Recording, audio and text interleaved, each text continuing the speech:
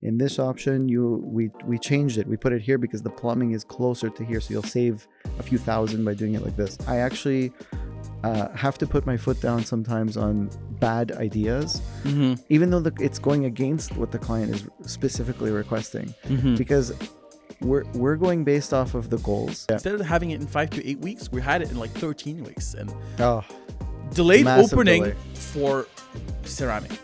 Yeah. I was like, oh my God, we lost 2 weeks of opening because of ceramic. So Aki, nice to have you. And then could you introduce yourself a little bit and let us know what you're doing? You have an interior design company, but could you go into more details about it? Yeah, of course. So my name is Aki. I'm the owner of H Design Studio. It's a small residential and small commercial design firm. We are located in Pierrefonds, West Island, and we have just finished our 350th project. We opened in 2020, and yeah, we're about 5 years in now. 5 years, 350 projects.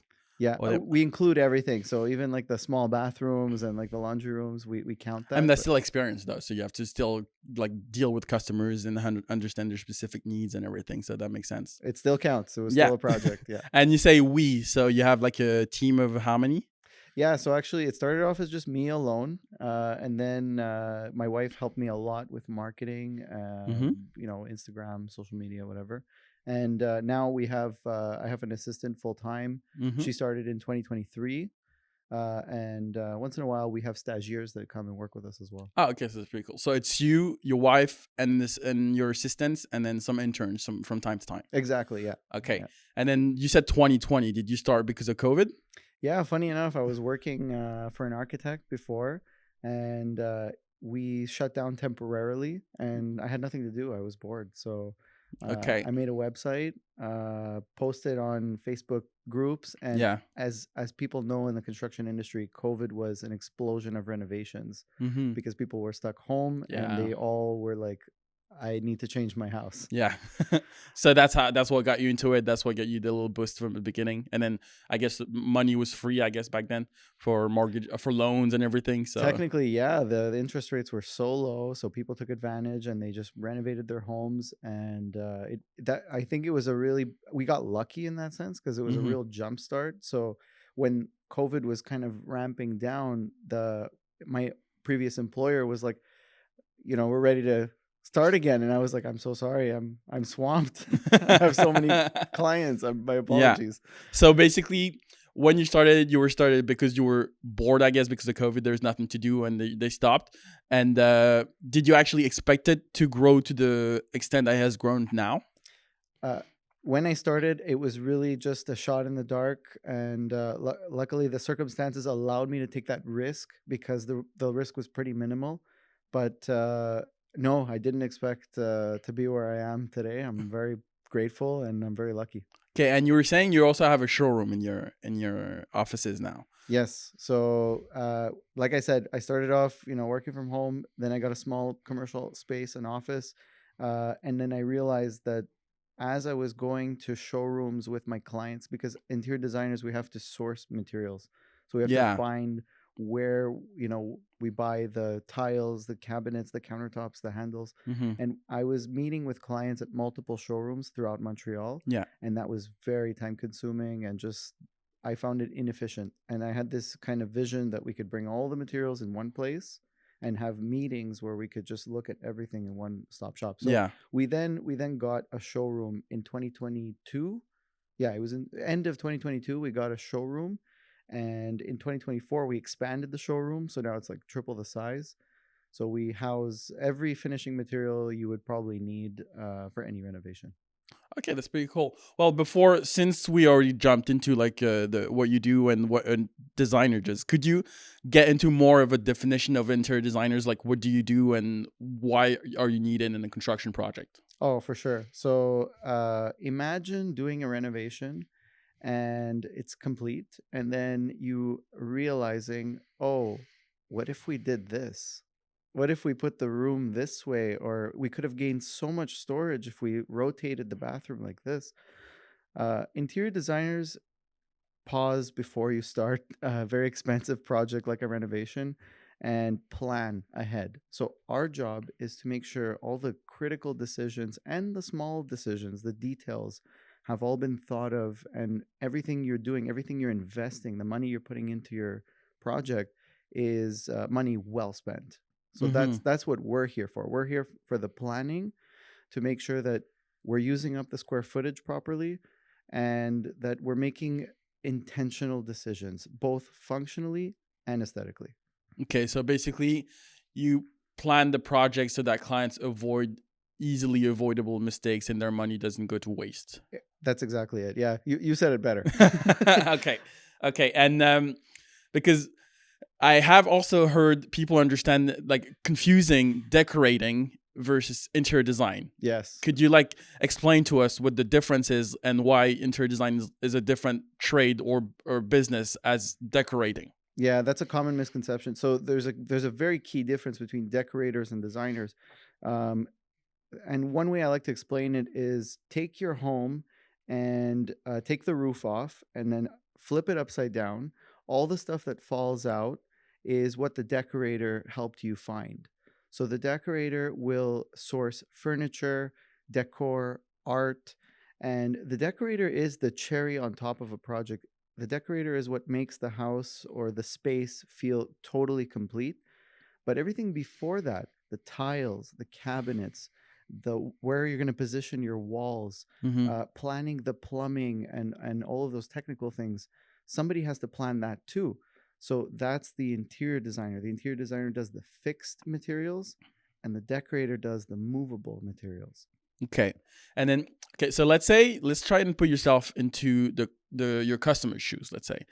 Could you explain to us what the process of construction, let's say it's someone, let's move commercial, let's say, and it's a doctor that has 6 rooms and I want to open a clinic. Okay. What would the process be like from start to finish, pre-construction, everything, all the steps to like from finding a space to doing the plans and doing the construction Yeah. to from start to finish, and then where do you come in that process? Okay. Yeah. So in the beginning, we actually are the first that started this process. So let's say this clinic, we now found a location. Mm-hmm. It's an open space, Mm-hmm. and we now want to have X amount of rooms. We need a reception. We need a washroom. We need all these different Mm-hmm. spaces. Our first step is to measure the entire space, or if we have existing architectural plans, we start with the architectural plans. We bring it into our software. We use AutoCAD, Okay. and we start coming up with space planning layouts. So that's just basically plans of different options of how to get what the client is looking for. So Mm-hmm. we can be like, okay, in this option, your reception area is over here with seating over here, and then you have different spaces over here. In this option, we changed it. We put it here because the plumbing is closer to here, so you'll save a few thousand by doing it like this. Then we meet over a series of meetings, and we kind of fine tune the layout. And once, because the layout is the most important of Mm-hmm. any for the interior design phase, it's the most important part. Once you finish the layout, we can then move on to permitting. And Mm-hmm. for permits, you need, especially for commercial, you need professionals with accreditations. Mm-hmm. For example, architects have the OAQ stamp, so it's the Mm-hmm. Ordre des Architectes du Québec. Mm-hmm. Technologues are allowed in some commercial settings, but only a certain amount of square footage, I believe. Yeah. If there's any structural work to be done, you're going to need an engineer. If Mm-hmm. there's any mechanical needs, ventilation, let's say it was a dental clinic. Yeah. Dental clinic, you actually need, there's a specific mechanical engineer that does all of the suction tubes and all of Yeah. those details. Yeah. Okay, I understand. So you'll need those professionals. So we're still there, but at that stage we're getting permits. So we're working with other design professionals. Mm-hmm. Maybe the architect says, hey, we can't do this wall like this, it's not to code. Or maybe the engineer says that there's a column here, we can't. So then we have to regroup, and we work with the professionals to. So it's a blend of professionals. Yeah, there's a bit of back and forth in Okay. that process, and so and then we're speaking to the city, and now the city also gets a say. Yeah. So now the city will get involved and say, oh, we don't like that. So Yeah. now, okay, now we have to. So it's a building. It's a back and forth with multiple professionals and the client and the city until we get the final layout. And this is a process that takes several weeks. It's not like overnight because Mm-hmm. we need to schedule meetings, and maybe not everybody's available. Yeah. And so, but once we get the permit, the plans are approved, everything is good. At that stage, we've also been talking about finishes, colors, materials. Mm-hmm. And as interior designers, we offer 3Ds, and 3Ds really help the clients because, You visualize it. yeah, Exactly. people can't imagine, like if we just give them a plan and then show them a couple of samples, Mm-hmm. they just can't see it. So we provide photorealistic 3Ds that help the client understand, okay, the reception desk is going to look like this. We're going to have, slats on the walls and the logo here, backlit Mm-hmm. sconces. So that people visualize it in 3D pretty much, and then they understand, okay, which materials has what impact on what, and that way they understand how the feeling of the space would be pretty much. Yeah, 100%. Because if I go to any interior designer and I show them, 4 or 5 samples, a color swatch, and a plan, the interior designer will say, okay, I understand. Yeah. I know what the Yeah. vision is, but the general public doesn't. And that's Because why even reading a plan is difficult when you're not used to it. Like Yeah. even like the details and which elevation goes where, and like which materials, and how do you choose, and how does it feel, and so It's very difficult for somebody who doesn't have the training to actually see with their imagination what we're talking about on a Mhm. technical drawing. And like you mentioned, elevations. This is elevations, ceiling plans, finish plans, demo plans. This happens before construction. Mhm. So that's after the permit. We then move on to construction planning. And this is where we plan where the lights are going to go, which switches control which lights, Okay, which so outlets. we had you find the space, then the designers come in for the Space layout. plan. Yeah. Yeah, so you start either from the architects drawing the existing, or you go and take the measurements, Mhm. and then you do your layout based on the client's requirement. So you Yeah. would have a meeting with the clients, and then take requirements from them, and then start your layout. And in that process, you also need to work with different professionals. So that would be architects for make sure everything is up to code. Yeah. And you do the permit process with the architects, so it would be interior designers, architects that talk with the city just to get the permits and the approval from the authorities to make sure this business can operate and can be renovated in this area. Yeah, exactly. So for permits, you have to know which occupancy group that you're in. In the building code, there's multiple occupancy groups. There's groups for residential, group for assembly, group for mercantile, so like stores, clinics. So depending on the group, you need a different type of professional. So Mm-hmm. interior designers can pretty much get permits for various things in residential, Mm-hmm. so long as it's not touching structural, and also depending on the municipality, because some municipalities require stamps no matter what. Mm-hmm. But usually in commercial, it would just be the architect who deals with the city and does the permitting and all of that stuff. Okay. Sometimes it's the client who's communicating with the city, and then the architect is just there to, Back up. yeah.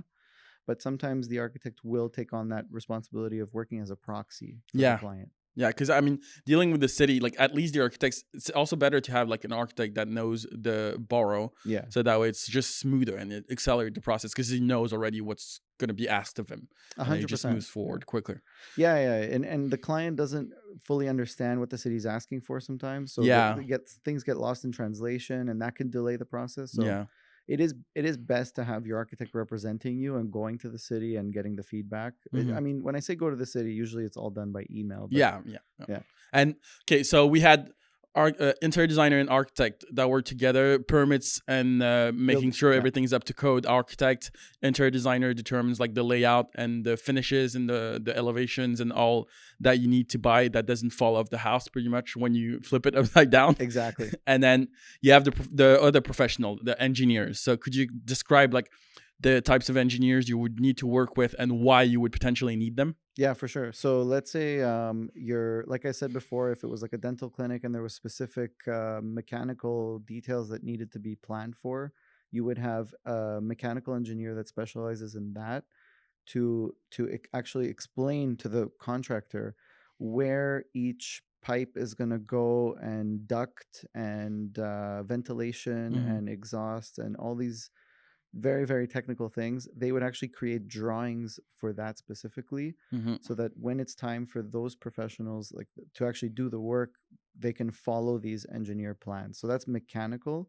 Yeah. Then structural, a structural engineer would explain which type of beam, steel, wood, the exact specifications of beams, columns, supports, load bearing walls, and they would actually draw that on another drawing. So you could see how many drawings a Yeah. project can potentially have Yeah. from different professionals, Yes. but they all have their role. Okay.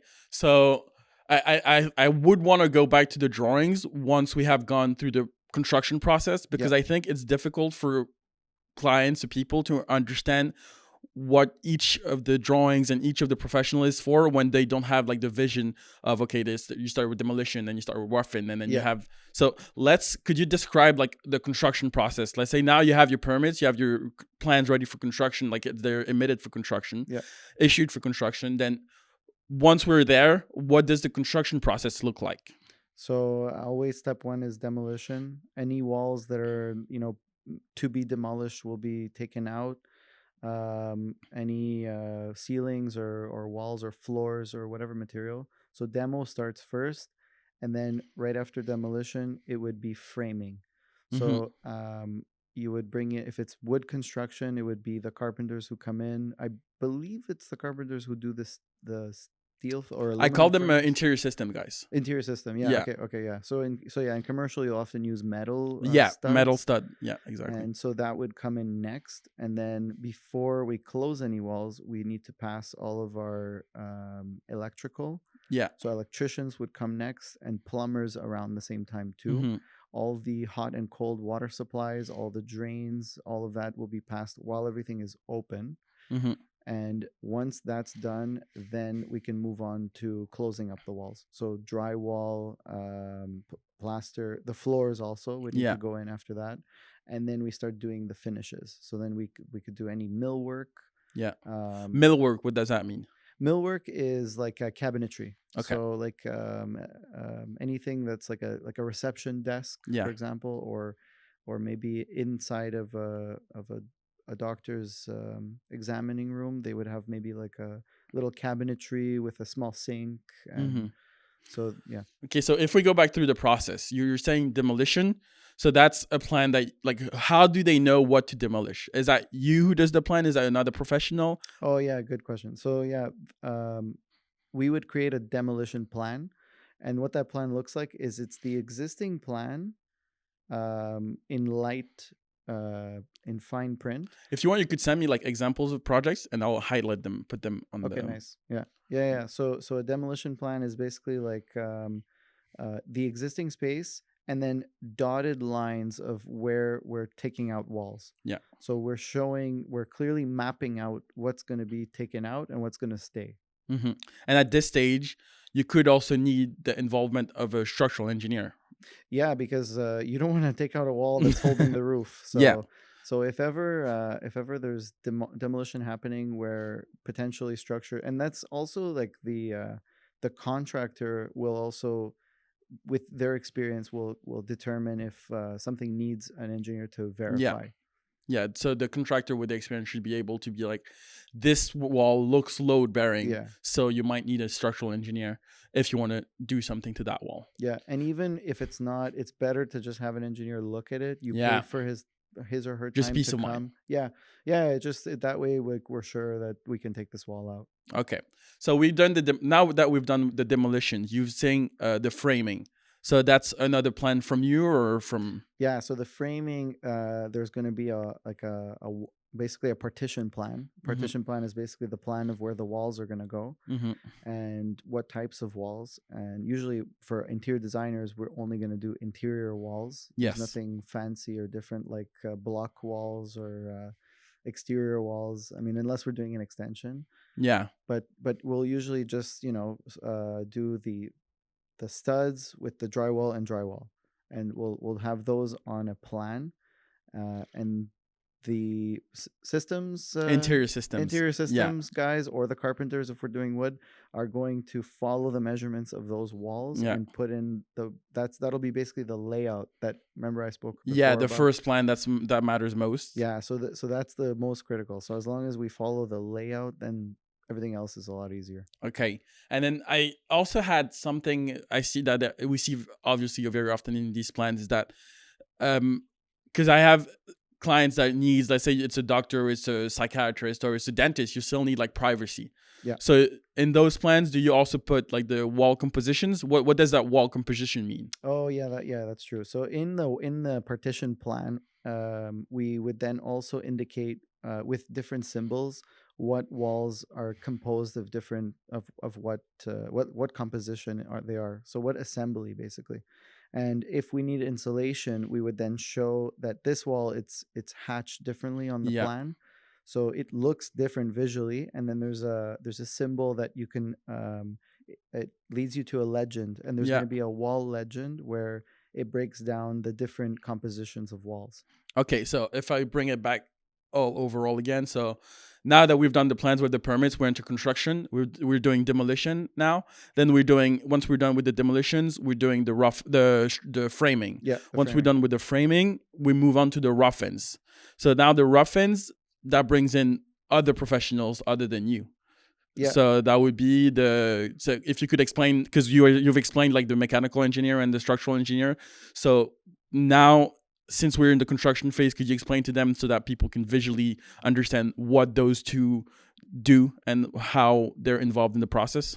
So you mean the plumber? The engineers. Oh, for the planning. So that, because my main issue is I like projects that are well planned. Yeah, for sure. And in this podcast, I also want to highlight the importance of the pre-construction. Yeah. Because I find that there's a sentence, I don't know who said it, but failing to plan is planning to fail. Of course. So I want to make sure we point out what plans are really important and why they're important, so that people can visually see, okay, that's why the mechanical, because if you've not gone through the construction process, it's very difficult to understand, why do I need why do we mechanic? need this? Yeah, because we don't even see it, and why? Like, doesn't the electrician know, or doesn't the plumber know what to do? Okay. So yeah. So, basically, the more information you have before you start construction, the smoother the process will go. Mm-hmm. Because we will have caught potential conflicts or issues in advance,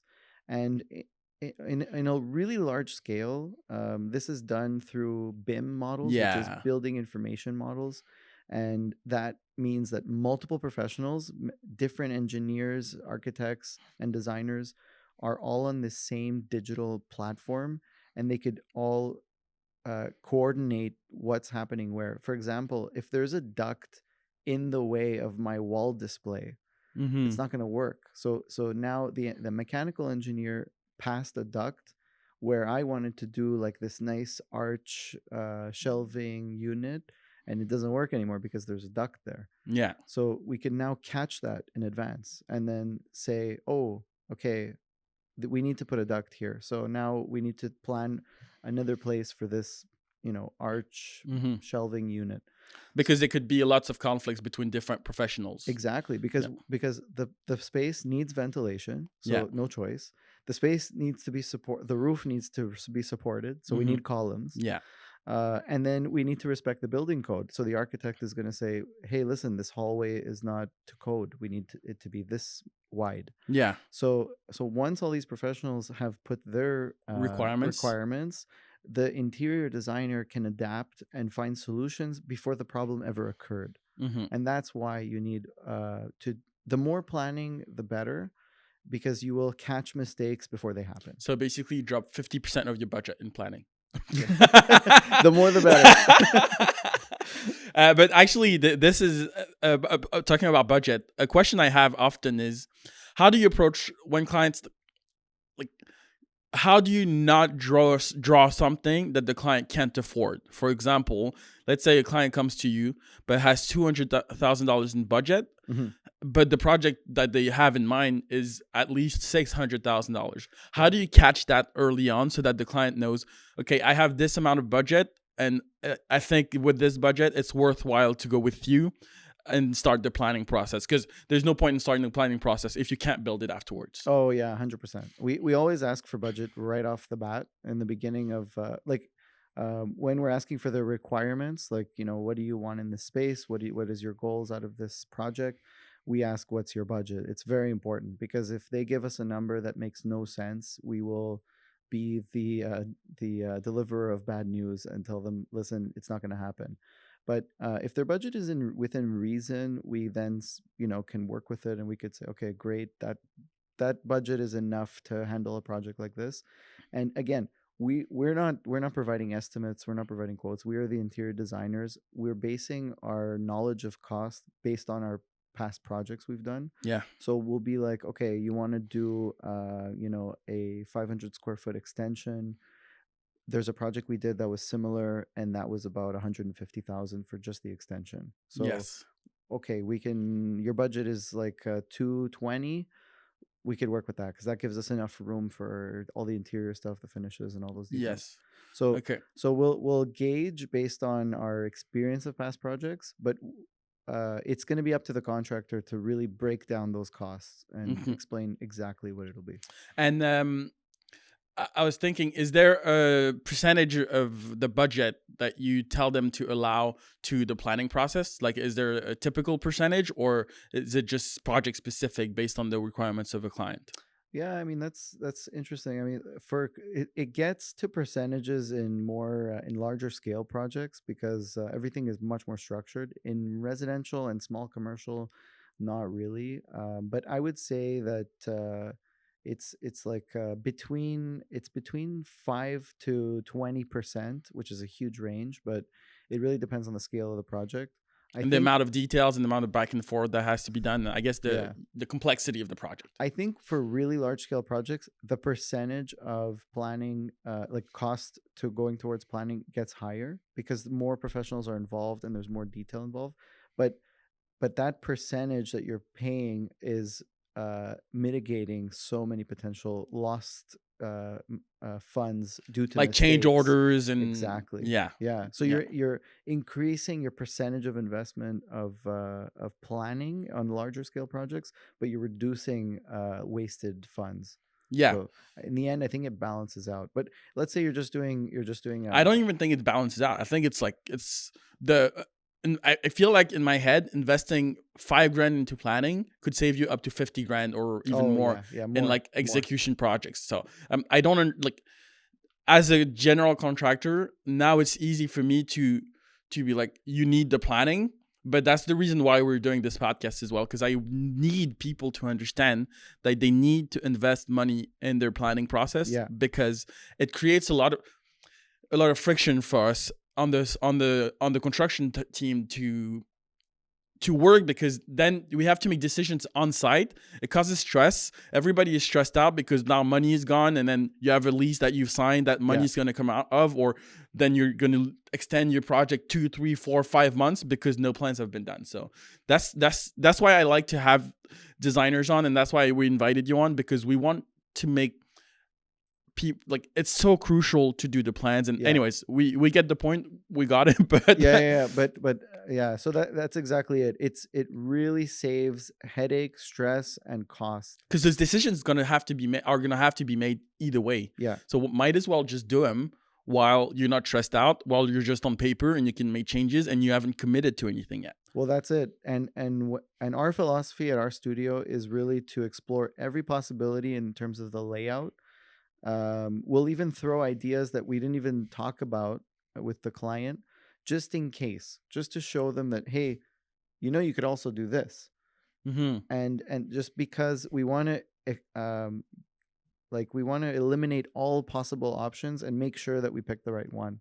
Mm-hmm. Because the last thing we want is during construction to have a last minute, like, oh, what if we do this massive change that's going to cost a fortune? and But it's not just that. It's like you have work that's been done, and then you want to do the change. All the work that's been done, there's a lot of that has to be reworked. So you have to undo work that you've done, and you have to pay for the undoing. That's so you have paid for the doing. then you pay for the undoing, and then you pay for the redoing. Exactly. So that's like, It's so inefficient. yeah, It's exactly. so inefficient. It's planning is efficient. Yeah, That's at the end of the day, it's just that's very simple. You have the proper design professionals who plan for everything in advance and only leave small decisions for during construction. yeah. Big decisions should not be made while the general contractor is halfway through. Yeah, agreed with you. Okay, so we were saying demolition, framing, rough-ins, meaning the plumbing and the electrical and the HVAC that goes in before the walls are closed, so Yeah. that when they have access, and then what's coming after that? So yeah, you've passed your ducts, you've passed your wires, you've passed your plumbing. Now you're closing your walls. So there's going to be drywall and plaster happening, and then it's going to be the finishes. So now you're going to start once everything is closed up, you're going to start doing the millwork like I said, so the cabinetry. You're going to do well first the floors and then the cabinetry. And then any wall finishes. So if you're going to do obviously you're going to probably have baseboard moldings, door frames, window frames, and then if you had any details like like decorative details like wall finishes, for example, slat walls, wainscoting, um, specific accent walls, decals. Sometimes in commercial places they want to have like logos and Yeah, branding. So that's the final touches of like the construction phase. And then if if you have a decorator, the decorator can also add make a huge impact on the overall look. So you'll have the furniture and drapes maybe. the window treatments and Yeah, all of those things. So that would be the absolute final details.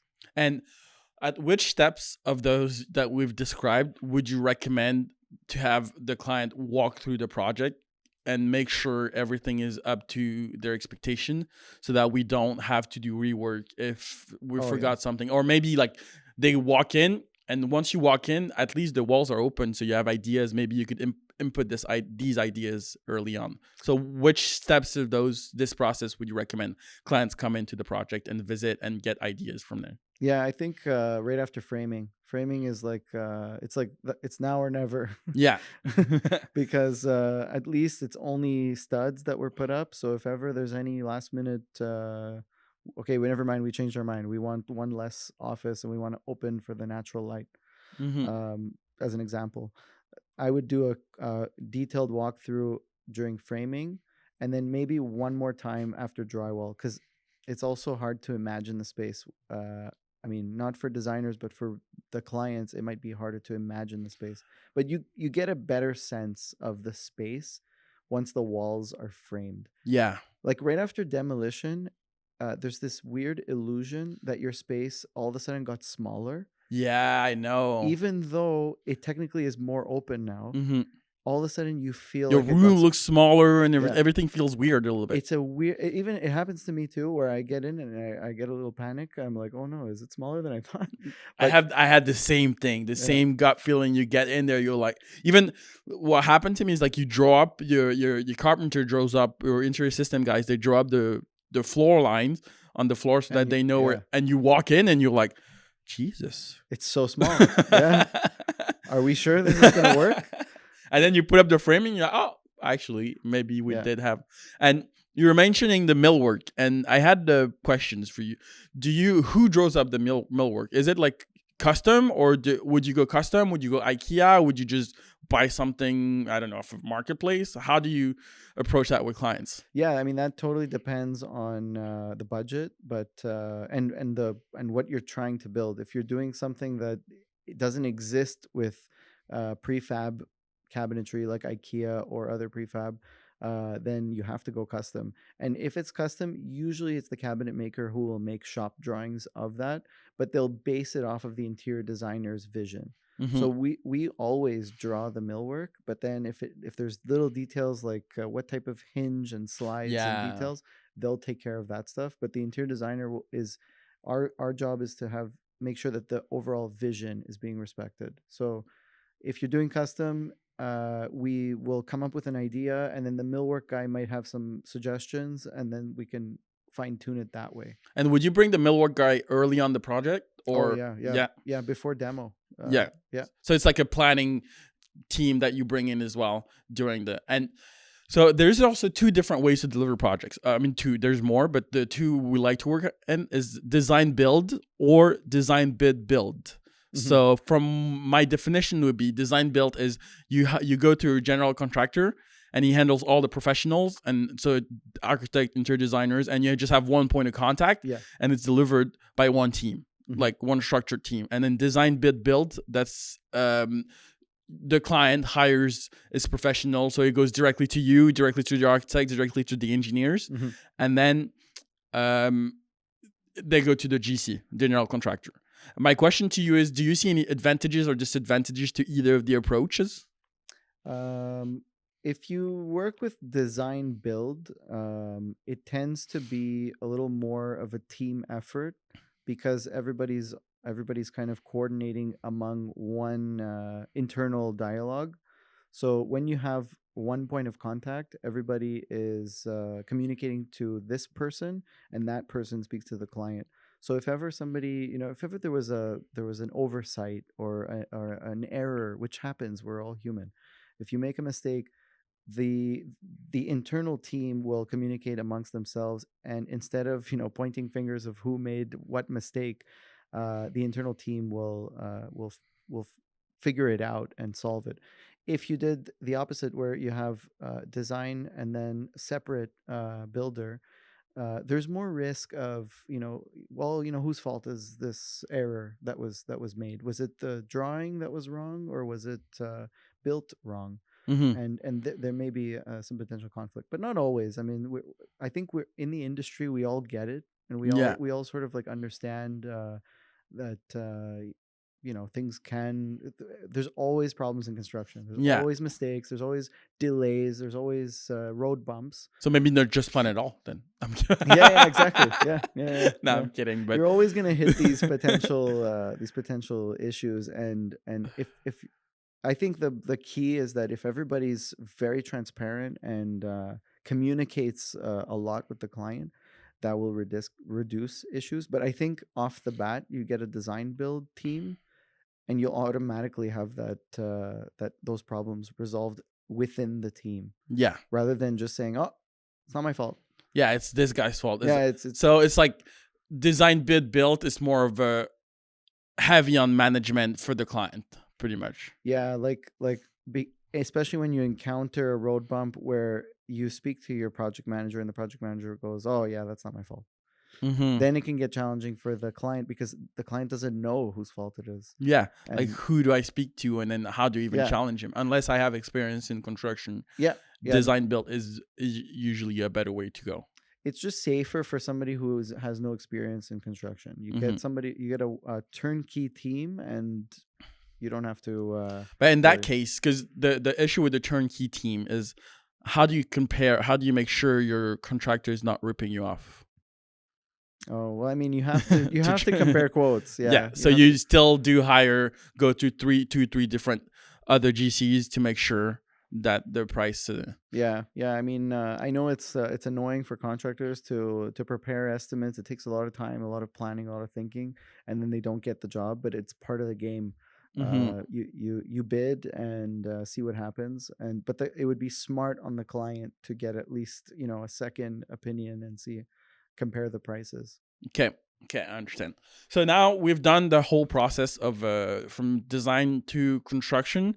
So if I summarize it, let me know if I'm missing anything. But if I'm summarizing it, so you find the space, then you get your interior designer, architects, and professionals. So professionals meaning engineers. So that would be structural if you want to remove or change some of the layout of the structural. Yeah, it would be find the space, plan the layout. Yeah. And then you can move to permitting and structure. Because planning the layout is the basis. It's like the foundation. It's the foundation of the whole project. All the others. Yeah. Okay. So you plan the layout, and then you go to the other professionals, architects and engineers, so that they do their part. So the architect would be permits and codes Yeah. and dealing with the city and the back and forth, ideally. And then you'd have all the other engineers, so mechanical, electrical, structural, Yeah. that handle like all the mechanical, that would be plumbing and the HVAC What systems. goes where, which walls house which ducts, and those details. Yeah. Okay, so that's the mechanical. Electrical just make sure. So do you, because you have the, from projects I've done, the interior designer also draws up the electrical plans. So you like where the lights go, because it's not really, so from what I'm understanding, you have the interior designer that draws up the electrical plans, and then an electrical engineer comes in to make sure the load is Yeah, so I've had so in residential you don't need an electrical engineer. It's pretty straightforward. Like the yeah, electrician themselves will know that this breaker can support these amount of plugs and yes, lights. But if you're in a commercial space, then it's actually the same team. It's the mechanical engineers that did all the ventilation, and mhm, they also have an electrical department, I guess, yeah, within their same firm, who would then judge and see like what type of lights are you sourcing. um, are they too powerful? Do we need to reduce the power? So yes, it would be the mechanical engineer that checks the interior design's electrical plans, okay, because our electrical plans don't talk about amps, watts, yes. volts. I don't know how that stuff works. I just make things look good. Okay. So but we will say, in this ceiling we want to have, this chandelier, and then around it we want to do cove lighting with LEDs, and because we have a vision, and lighting extremely impacts the final Yeah. feeling of a Even the space. colors, like the Yeah, temperatures, I mean, and then you can have very cool light that makes the space look, kind of bluish yeah, and more institutional. You yeah. can have very warm light that makes it feel cozier and more residential. Okay. So the interior designers have a huge say on lighting, but how that lighting is actually distributed on the panel, on the electrical panel, that'll be the mechanical So engineers. so mechanical slash electrical has the behind the scenes, Yeah. and use like the finished product how it looks, and they make sure it works. Yeah, essentially, interior designers have the overall vision of the space. So we really have like we have a goal in mind, and then some of the professionals will say, oh well, you can't do that, and then we will come back and say, well, how can you? Because we have a vision. We Hmm. want it to look like this. So what do we have to do? And then we get them to think, and then they find solutions of how it could technically happen. Okay. So I think you've summarized it pretty well. So basically, the interior designers has the big vision, and the other professionals make sure it works. Exactly. Yeah. Like there's a supporting team. Yeah, there's a support. All the other design professionals, engineers, and architect will make sure that they actually, like, these ideas can be coming to life. But with respecting the code and the structure, and mechanically, it all makes sense. They will be the how, and we will be the what. Okay. Okay. So that's actually really clear, because I knew it like, because I've done it, Yeah. but it puts it into like simpler words for people to understand. Because Yeah. even for myself now, it just makes it clearer, because I knew it because I've done it, but it's like it's difficult to put it in words that are easy to understand for people. Yeah, I've actually never articulated it that way, but that it actually clarified it for me too. Yeah, honestly, like the way you said it, I was like, oh, that makes sense. Yeah, yeah, Okay. exactly. So we've gone through the process. We've gone through what you do and what your business is. And I had a question, like, have you seen any mistakes, that like typical mistakes that clients make, that you think could be easily avoided? Yeah, I mean, okay, so there's different types of clients. There's clients that will trust our planning suggestions and our design suggestions, and then there's clients who are a little bit more adamant about their ideas. And I think that, like, big mistakes that could be made is in the planning of the space, like the layout, and it's up to. I realized this a few years ago that I actually have to put my foot down sometimes on bad ideas, Mm-hmm. even though it's going against what the client is specifically requesting. Mm-hmm. Because we're going based off of the goals. Okay, your goals are to have this amount of rooms. You want to, you know, house these services. You want this amount of storage. The layout that you're coming up with is giving you this much, and our layout is giving you this much. So you want to make sure. So your role in that is to make sure we don't lose sight of the big picture. Exactly. We have to almost like a personal trainer who is going to remind you of the goal and get you back on track. Your designer also should give you some pushback when you have bad ideas. Yeah, I agree with you there. And I try to vocalize that in the beginning of every project, is to let clients know, look, if you give me a bad idea, I will not play along. I will tell you that why it's a mistake. And You're a bad person. Yeah. Terrible. How dare you come up with that idea? Get out of my office. But give me your money first. Yeah. First pay the deposit.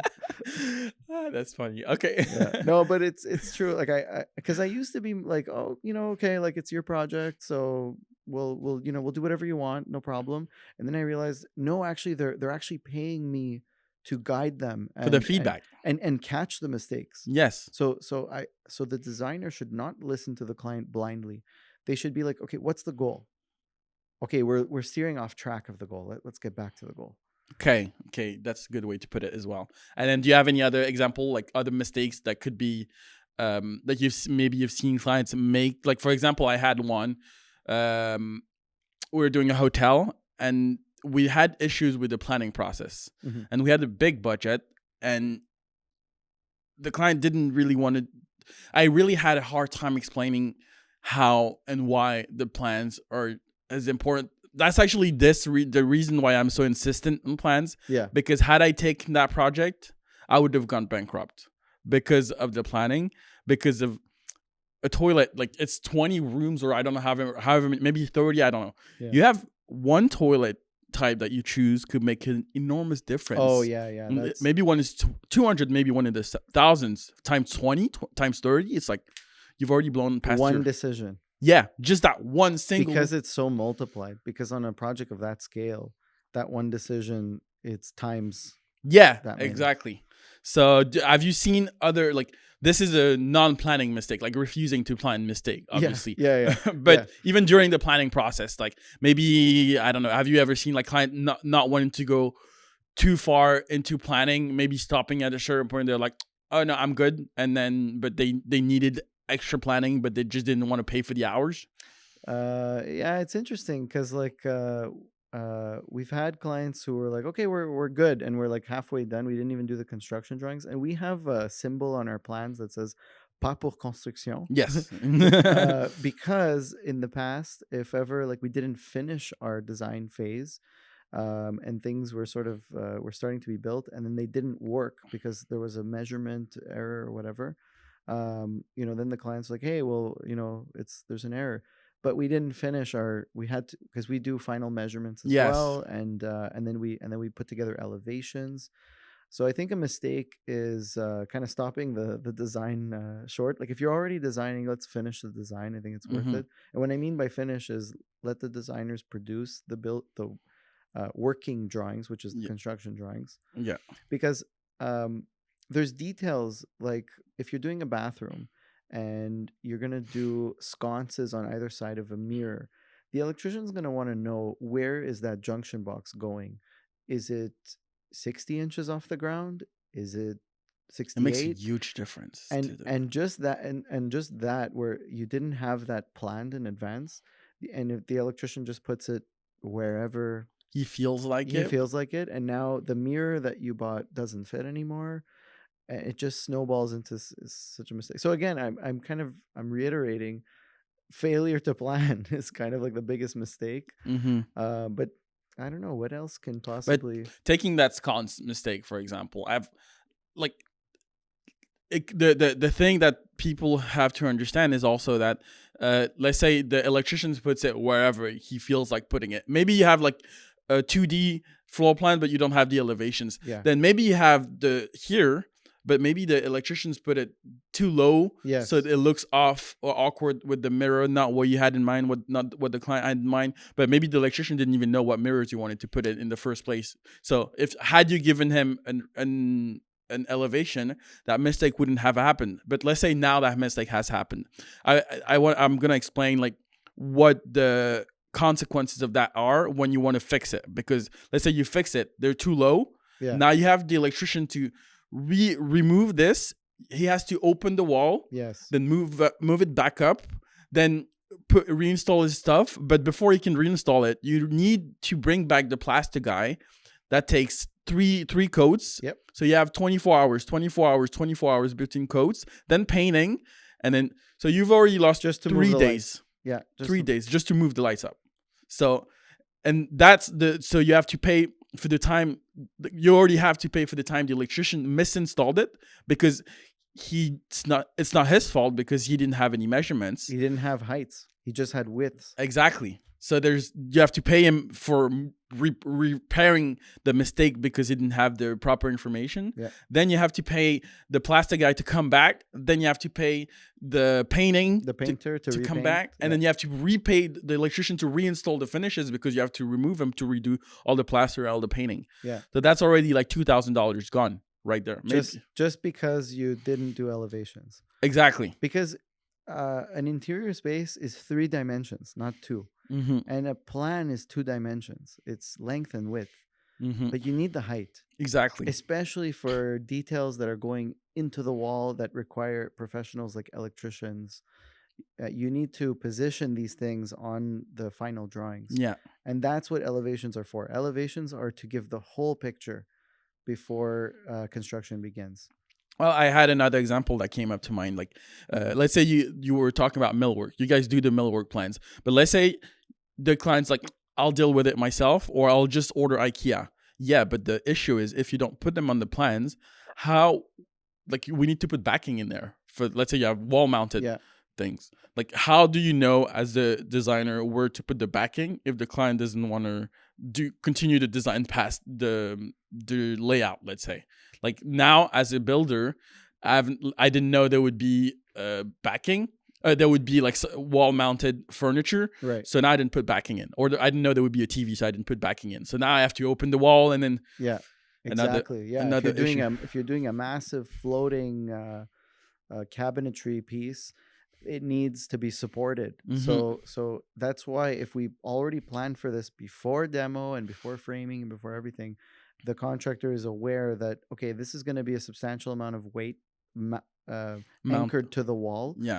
Let's add, a 3/4 inch plywood and make sure that it's solid, so that when we install the millwork, we could just screw right into it. It's going to be solid instead of trying to find some studs here and there that you're never going to forget it. Yeah, it's a nightmare. Yeah. Okay. Is there anything else you would want to discuss or you want to talk about? Do you have in mind? I like that we went through the whole because I need them to understand the steps, because everybody's asking me, oh, what are the steps of construction? But this I could cut out, by the way. We could for sure. I could, if you don't mind, we could talk a little bit about aesthetics. Yeah, 100%. Like what kind of questions could I ask about? Like we talked about the layout planning and the process, but how do you guide clients in terms of like aesthetic choices and style? Like type of materials they choose and okay. Like because I could make this room look like Victorian, or I could make it look kind of modern. How do you do that? Okay. All right. So I had another question as well about like the look and the feel of the space. How do you help the client first figure out their vision? Like what? Because I imagine people sometimes come to you with what do you call that? The website, like a Pinterest. Yeah, like mood board. Yeah, they come to you with a mood board. How do you translate that mood board into an actual like project or room that they actually want to be in, and translate from their ideas to an actual thing for their actual space? Like, how do you guide them through that? Well, for people who are already on Pinterest, that's a huge advantage, because now we can actually gauge the style and color scheme that they're looking for. But for people who don't even know what Pinterest is, we at least send them a questionnaire, and the questionnaire before the project begins will show them images of different styles. Mm. So you have a very classic, traditional space. Is this questionnaire on your website or could Uh, it's not on the website, but I send it to all of my clients. okay. And so you'll have an image of a very classical room, a sort of in between. Then you have a more farmhouse style, and then you have a modern, and then an ultra modern. So Mm-hmm. it's really like we've handpicked like specific design style. There's more. There's Art Deco, and there's mid-century, and there's all But these. nobody likes But those. not only the people don't. It's not that they don't like it. They don't understand the difference between mid-century and modern, Yeah. because there's specific requirements to make it look that style. But we don't need to get into that, because that's something that we need to know. Mm-hmm. But we have the client pick out of the pictures, and then they say, okay, we like picture number 2. So we go, okay, cool. So you're like a transitional vibe, which means you like ornamentation, but not too much ornamentation. When I mean ornamentation, it's like OGs, crown moldings, wainscoting, all of those like extra details. That would be Mm-hmm. more classical, traditional. But they also don't like the super flat, clean lines, minimal. That would be more of a modern aesthetic, because the rule for modern is less is more. So the less ornamentation, the more modern it is. Mm-hmm. That's the principle behind it. So now we found the style that they want. Next is the color scheme, because you can have a transitional design in many different color schemes. You can have a cool color scheme, a warm color scheme, a high contrast color scheme, low contrast color scheme, and it could be very dark and moody, or it could be very light and airy, or anything in between. Mm-hmm. So then we show them images of different color schemes, and now we get a sense, okay, you're going to be transitional, and you're going to be warm and light. Mm-hmm. We get it now. So now whatever colors finishes we start proposing, we always go back to that questionnaire. Mm-hmm. And it helps with the indecisive people, because there's some people that they're one style one day, and then the next day they're a different style, but that we always bring them back to, remember your questionnaire. Okay, so you have a process that's Yeah, been worked through over the 5 years that you've started. That well, we're getting to 6 years now, yeah, and yeah. Because we've had experiences where people asked for one thing, and then halfway through the design, what if we did it completely differently? And we're like, well, which one is it? Do you want ultra modern minimalist, or do you want it like traditional? So okay, so we okay, help it really helps bring people back. mm-hmm. And like I said, our job is to follow the vision.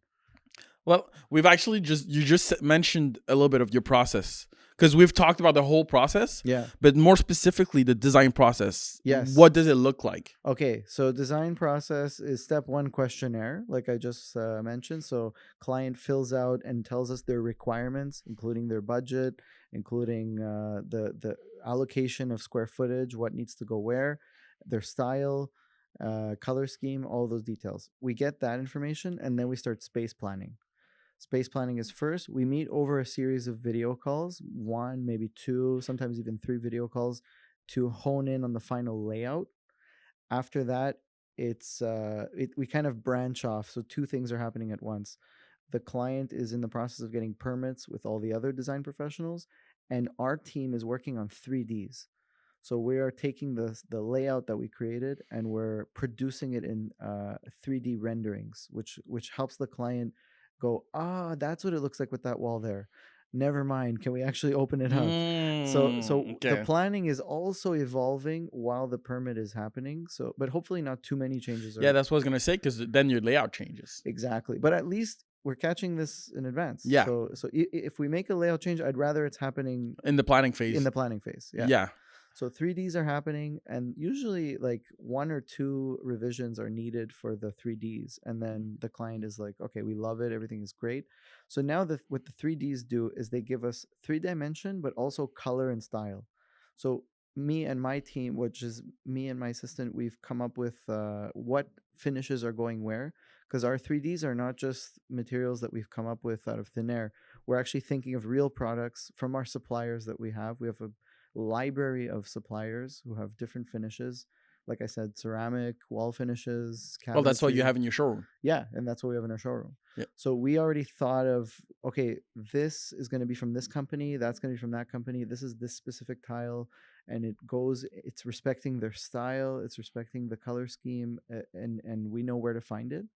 So and then once the 3Ds are good, everything is a-okay, the client meets us in the showroom. So they come to the showroom, we have a TV on the wall, we display the 3Ds and the plans, and we have the actual samples on the table in front of us.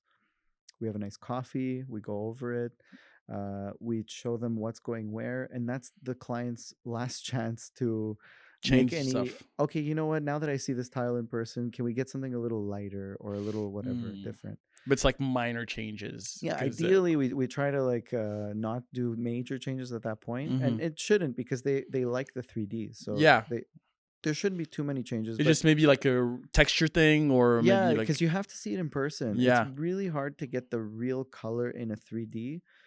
You have to see it with your own yeah. It depends eyes. on the screen you have. It depends on The the lighting, yeah. yeah, That's true. it could be different. So and again, I have to reiterate that some clients, they're like, yeah, everything looks good, let's do it.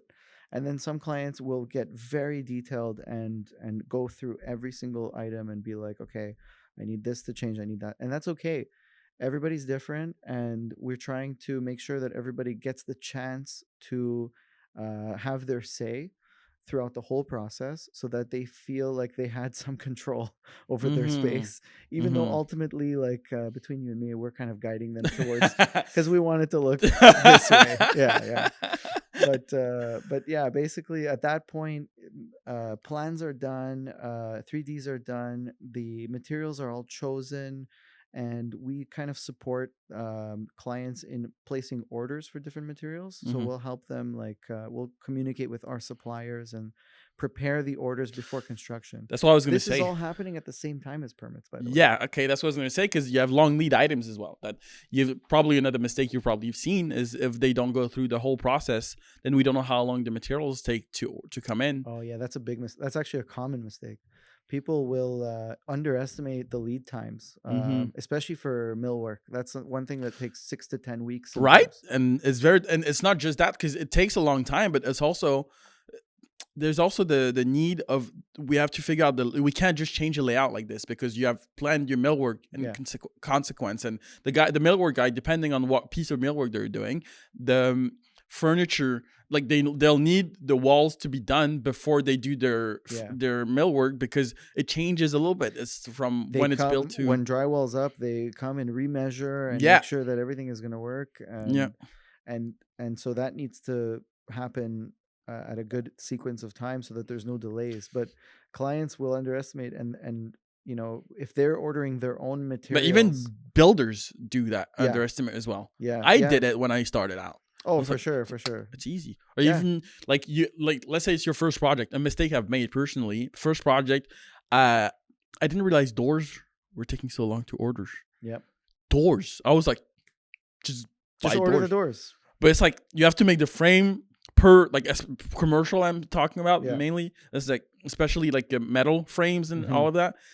You have different types of frames. You have different size of frames based on the wall compositions we were talking about. Because let's say you have doubled drywall plus Yeah, for fire rated walls, you're going to need a different thickness of frame, and then that has to be made and ordered and 4 delivered. to 8 weeks, depending on the how many, like on the achalandage of the Yep. space. Yeah. Like it's crazy. I didn't expect that when my first project was like, I'll order doors whenever I order doors. And then Exactly. And then now the whoever's placing the order is putting pressure on the supplier, and the supplier's like, look, we have a lead time, it is what it is. And then exactly. now the client's not happy because things are taking longer than anticipated, all because failure to plan.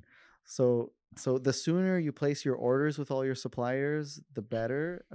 Even if it's like too early and they don't put it into production right away, at least they schedule you, and they know that, okay, at this date we're going to start production for this project. Yeah, exactly. So that, because everybody is always, I need it for yesterday. Yeah. Yeah, but the suppliers like, everybody needs it for yesterday. The supplier is so familiar with this, it's not even funny. They're always like, look, we know you're in a rush, but there's 15 other people that are in a rush. Everybody in a rush. You Yeah. need to chill. Yeah. And But honestly, I actually learned a valuable lesson from a supplier once. There was a company that supplies laminate countertops, yeah, and my client was in a rush. They needed it yesterday, and so I took on that stress, and I was like, oh, we're in a rush. We need it yesterday, but this was all because of failure to plan. And then the supplier was very calm, and they were like, the delay is the delay. yeah, it is what it is. And and then I delivered that news to the client. I was like, look, that's it. Because But you can't even go to anyone else because everybody has delays. Yeah. So, and then, but what I took from that was that when somebody kind of asks you for something last minute, you don't need to panic. Yeah. You don't need to take on their stress. You Mhm. could actually just you could just state the fact, like, look, it's gonna take this long.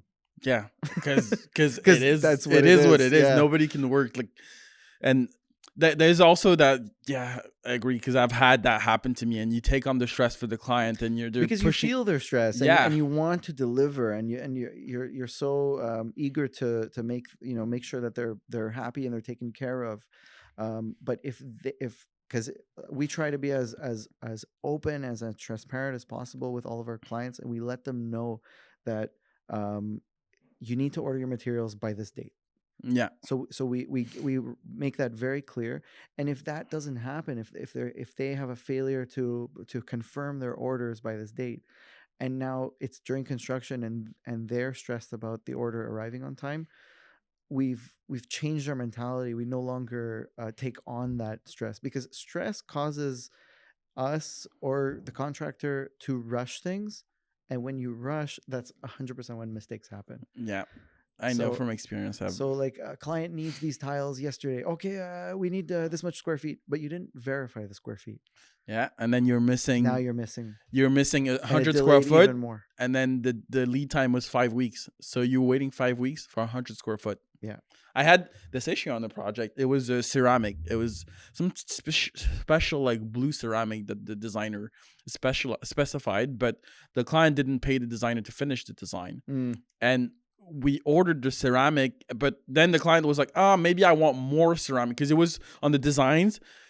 Since it was not finished, it was a bit difficult to read because you had some on the floor, but I wasn't sure. Typically in the bathrooms, you would have like 4 feet high and then all the walls. Yeah. Typically. But this one, you just had like tiny piece, but I just misread it. And then I caught, and one of my subcontractor caught it. So I talked to the client. I'm like, you don't have it all over. I thought you did, but you don't have it all over the place. You just have this tiny space. Do you want it all over the bathroom? And they were thinking about it. And by the time they gave me a decision, which was no, we don't want to spend more money. But by the time I had a decision, I was already late to order the ceramic. Yeah, and then exactly. Yeah. There was a I didn't know that, but there was like a holiday then because it was 4 to 5 weeks. But then we ordered like a little bit late, so there was a 3 or 2 weeks holiday in Portugal. I think that's where the thing we're coming from. So instead of having it it was 5 to 8 weeks. Yeah. Instead of having it in 5 to 8 weeks, we had it in like 13 weeks, and delayed opening for ceramic. Yeah. I was like, oh my God, we lost 2 weeks of opening because of ceramic. How does that make any sense? Yeah, exactly. And it could all be avoided if like we had a plan of when we need to we finalize our decisions, and that's it. It's like it's clients also play a very important role in the project's efficiency, and they are the key decision makers, and the decisions do need to be final by a certain date. And so that's kind of what we're realizing, and we hold them accountable. We tell them, you need to make these decisions by this date, or else it may cause delays. Maybe we're okay. Maybe everything's in stock and it's local and it's fine, and we can order it last minute and we'll be okay. But if it's not in stock and it's back ordered or whatever, and you made that decision last minute, well, now it will cause delays. So we kind of we try to prep people, and we've created like it's like this almost like a pamphlet. It's digital, it's a PDF, and it's a what to expect for construction. because we noticed that people Link are, down below. yes, of course, we've anticipated that people don't know what to expect during construction. So now we made a little pamphlet to help guide them. Well, actually, we'll make a video about it soon. So I'll probably take some clips of this podcast because I want to make a video of what is construction, what are the steps, Mhm. and I want to, if you could you, if you have like an idea already, could you highlight the roles and responsibilities that are expected from a client, starting from your process, the design process, Yeah. to the construction? What is expected of the client? What should they do? And like non-negotiable that we need from them. Yeah, so the client's responsibility is to respect the schedule of the project. I would say like making their final decisions by X date, and sticking to the plan. One thing that I mentioned in my PDF like pre-construction pamphlet is you're going to get a lot of unsolicited advice during a project, whether it's commercial or residential. Maybe your uncle comes in and says, "So, what if you do it like that?" Or you're going to get somebody else who did a similar project. Our advice is don't listen to anybody. The more opinions you get and the more options that you're being offered by non-qualified professionals, well, they're not professionals, it'll be more confusing in your decisions. So to be decisive in a reno requires you to stick to the plan and trust that the vision will come out the way the designer is describing it. And 3Ds help with that a lot because they can refer back to it and say, okay, yeah, it will look good. But sometimes people Yeah, doubt, they get because you're in the nervous. middle of construction, it's difficult to visualize. Yeah. And then you get advice that you didn't ask for Yeah, from people. And then now you're changing your mind because, like, your neighbor said, do it like this. And, and you're like confused now. Oh, he has a good point. Well, what about that? So I've had to defend my design many times. I've had to actually explain, like re-explain why we're doing it this way and not that way. And but it's okay. I mean, it's part of it too. Like clients often need reassurance during construction. but it's stressful though. It's so stressful. Yeah, you can feel the stress that they have, and But it's like that's when all the money is going away too. yeah, It's like this guy is asking me for 30%, yeah, and then it's like a $200,000 project. I'm yeah. out 60 grand minus 60 grand. You're like, Yeah, so and imagine you've spent all this money, and you still have money to spend in the near future, and now you have a thought in your head that, oh, maybe this isn't even like gonna look good. So that's scary, and then that's why we come in. but that's why you need the planning initially Oh, yeah. and the 3Ds. Oh, because if you have nothing to refer back to, now you're just you're driving blind into your project, hoping it'll look good. But if you have your designer prepared your 3D and reassuring you that no, trust me, it's gonna look good. And another key point that I like that we talked about is when you plan, you have less of those oh shit moments that are like, we What if we didn't did this? exactly. That would have been so much smarter. Exactly. Yeah, because that's the most stressful thing that could happen is like you've already paid all this money and now you had an idea of doing it better, and you're like, oh, it's too late. It's too late now. Now all the money because what feels good about a project is at the end when it's finished. Yeah. It always feels, it's a really good feeling because you look at your space and you're like, oh wow, this is great. Yeah. But nothing feels worse than looking at it and saying, oh, we could have done it better. Exactly. I know. It's not just that. It's like tiny little things like what do you call that? The switches. Yeah. A switch placement. Yeah. Because it'll bug you all your life. It's like the switch is there and you might have wanted it this way because of the flow of the space when you walk in. It just made more sense if we had a 3-way switch here rather than just a single. Right. And you're now like, it's too late. The walls are finished, they're painted. Like, are you gonna have to pay another $5,000 just for one switch? Yeah. No, you're not gonna pay. So you won't do it. So now you're gonna live with this annoying detail that you didn't plan yeah, for. I know. I think of it, I'm already stressed out. Yeah, well, that's why, you know what I mean? Like, that's why we have our process, and we have on the back end something that the clients don't know, but we do, is our final deliverables checklist. It's a process we have internally and it prompts us. It's a checklist to check every single component of the project. Yeah. So there's like, for example, the electrical. There's an electrical section in our checklist that goes, you know, are the switches positioned in a logical manner where like it respects the flow.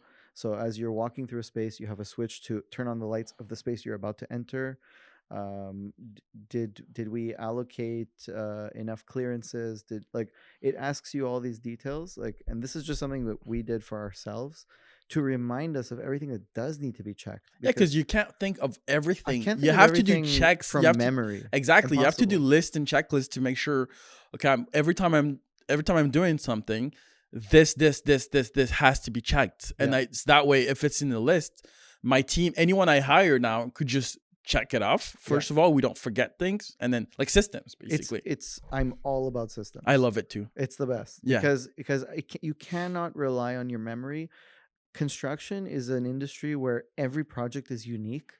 So you can have a copy paste method, but you could have a checklist that forces you to go through all the potential, oversights. Hmm. So yeah, this checklist forces us to double check that everything works in the design, because you can't remember. There's too many details in a project, even for professionals like us. Well, that's what I'm working on actually, because you're talking about checklist. What I'm working on as well is having a checklist for inspection times for a client. Because I was asking you the question earlier of inspections. When should the client come in? When should the client come? Yeah. So framing, for example, what we do, we have two things that we do. We have one is we do a Matterport tour. So Matterport tour is basically a virtual tour like Google Street View, and then people can walk around the space with like a Google Street View. Nice. So we do a Matterport tour at the framing stage, so that way even when the doors are the walls are closed, people know what's behind it. They could refer back to the Matterport, so that way okay, this was there, this was there, this was there, or did we forget backing here? Oh, maybe we did. Oh no, it's actually there. So maybe like if the wall is too like, I had this issue where we had installed backing, but we had two thickness of drywall. Okay. So the subcontractor couldn't get to the backing. Exactly. At least we didn't have to open the wall to you could refer back to your survey to the Matterport tour. So that was like, oh, we did install backing, but you didn't think that it was two rows of gypsum, like so that double 5/8, which you need bigger. You need the bigger screws to reach your backing. So this helped, and it also helps the client even post construction, so warranty wise, and also so that's what we're working on in terms of inspections. And then second is a checklist, just like you doing in terms of inspection, electrical checklist. Okay, check all your what do you call those? Outlets. Check all your outlets, check all your switches, check all like if everything is installed correctly. Check even you have sometimes like to pass wires underneath the floor. Check that if that's in there as well, so we don't have to cut your brand new flooring after we're done. So there's like all those that we're working on for those checklists, but the Matterport tour, we find it exceptional because it's really helpful for someone after construction. Oh, we need it, where is this behind the wall? Then you could just refer back. Exactly. Because you can't see through walls, so exactly might as well collect that data before you start. Exactly. There's also another thing, I don't know, you said you do follow during construction, like what the service, so you have design services and then you have also a service accompagnement during construction. So during construction, we some designers are different. Some designers actually manage projects. Our team allows the contractor to take the lead when construction begins. Mm-hmm. So when demo begins, we tell the client, okay, now this is the project manager, but we're still here. We're basically available on call for last minute decisions, like client goes, do we put an accent paint on this wall or no? And then we could come on site and we could bring a few paint swatches and we can help them. Or hey, after demolition, we realized that this wall has a vertical duct and we no longer can do the coffee station the way we wanted. What solutions do you have? So we come in and we pivot. We'll help them with that sort of thing. Ideally, that doesn't happen, but you never know. Every building is different. Well, there's one thing as well that we do is the change order process, because could you explain to a client like what's a change order during construction? Yeah, so basically, anytime we're deviating off the plan, we have to now document what is being changed and what is that implicating in terms of cost, time, and all the details that come with it. So a change order is almost like a form that you fill out to Hmm. document that, hey, we're changing the plan. Yeah, but that's the reason why I was jumping into that, because we do personally we work with the Procore at our company, Okay. and the reason we like it, especially for change order management, is because it allows us to fill out the form. It's a standard form that it's really easy to understand, and it gives you, okay, this is what the project initially cost. This is what this is the other change orders that have been approved. This is the new change order, and this is the new total after the change order. There's this one if you do approve it. Yep. And what we like about it is we sync it with DocuSign, and we can send it to you as the interior designer or architect or whatever professional that needs to do the approval, the client, and us as well, that we have to sign it. So that way, and then everybody gets a copy of the signed change orders, and at least the client can follow the budget. Like let's say you have a $300,000 or $400,000 budget for a project, and then you have a $5,000 change order, Yeah. and then you add another $5,000 change order. It's easy to forget where the money so goes, easy. Yeah. because it's like it goes out so quickly that even $5,000 on a $500,000 renovation, it just goes like this. It just- You don't yeah. see it. Yeah, It's you just don't- like, so it's like that's why we like it, this way of managing projects as well, because we have a clear budget. I actually go, or actually you could go over it. Like, what does the structure of a project typically look like in terms of the who is in charge, who's under what? Like for example, you have le maître d'ouvrage, and then you have maybe the GC or the maître d'ouvrage hires the. So could you, let's say it's a design build contract. Okay. So what does the structure of a project look like in terms of the people coming into the project, and what do they do? What do each do? So I'll just go based off what we're familiar with, Yeah. because it could be different for different teams. But for us, before construction begins, we're the main point of contact in the planning phase, Mhm. and then point of contact then switches to GC, who coordinates all the details, including all the different trades and the What's a different trade? like the plumbers, electricians, Okay. framers, tile guys. Mhm. So the GC then becomes in charge of the whole project. So Then what does the GC do? Is he's pretty much a middleman. yeah, the GC is the project manager, Okay. coordinates the execution of all the work, and in following the design, and main point of contact to the client for any details regarding the project. But Mhm. in a design build team, um, internal dialogue is much easier. Let's say they do find a vertical. I keep going back to the vertical duct option because I recently experienced it. You have a vertical duct. The contractor will then go to the internal designer and say, "Hey, this is going to affect your. We didn't know that there was a duct here, but this is going to affect your." So this is part of existing condition that creates change existing orders. condition. So now we need to just pivot. So existing conditions happen during demolition typically. Always, yeah. Yeah.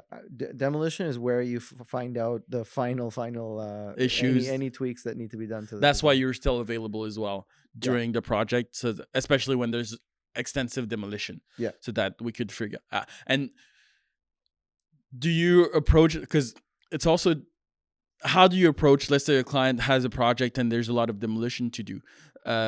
It's difficult for them also to understand that you can't know what's behind. Yeah, Because so as a client, I'm thinking, you've done many projects, you should know. oh yeah.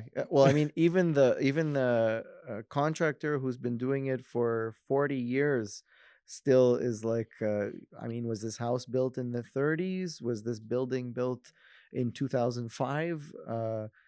Depending on the era, different things could be happening in the walls that you can't see with your eyes, and you just don't know.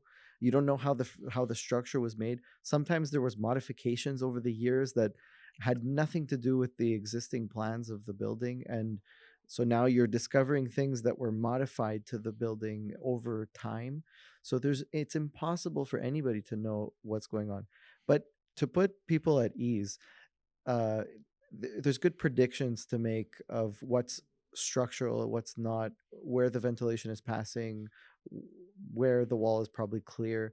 So through experience, it's easy for the contractor or the designer to make predictions and be like, this wall is not load bearing, just because we could see the joists from the basement and Yeah. where they attach. And so you can find out quite a bit before construction, but there's going to be surprises for sure. Mm-hmm. All right. Well, I think we're coming up to an end, and I was just like, let's just go over what services you offer, um, how people can find you, and then what types of clients do you work with. Yeah, so we offer full service design, which includes what we were saying before, which is the space planning, the 3Ds, and the sourcing materials in our in-house showroom.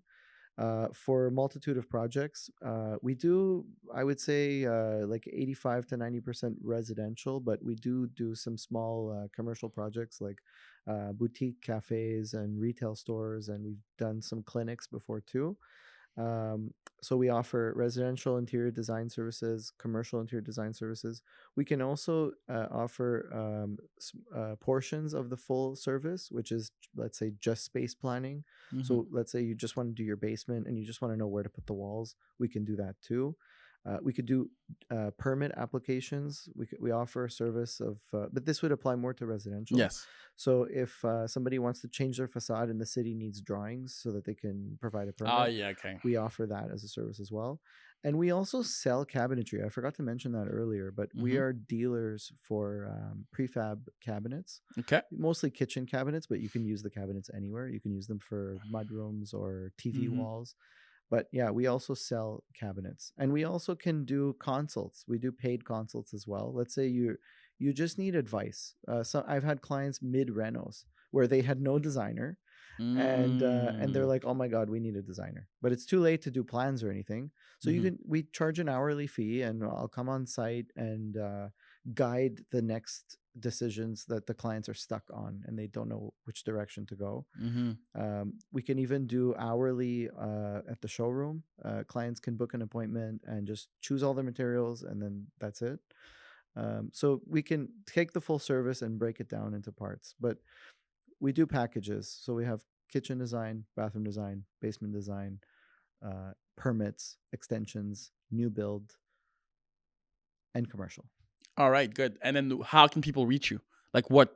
Instagram, Facebook, your website, Yeah. your. So our website is It'll be in the description as well. But yeah. So yeah, our website, Instagram. We're very active on Instagram. what was the name again? On Instagram, it's hdesign.studio, Okay. and our website is hdesignstudio.ca. Okay. And all our contact info is on the website. All right. Perfect. Thank you very much, Ari. Thank you.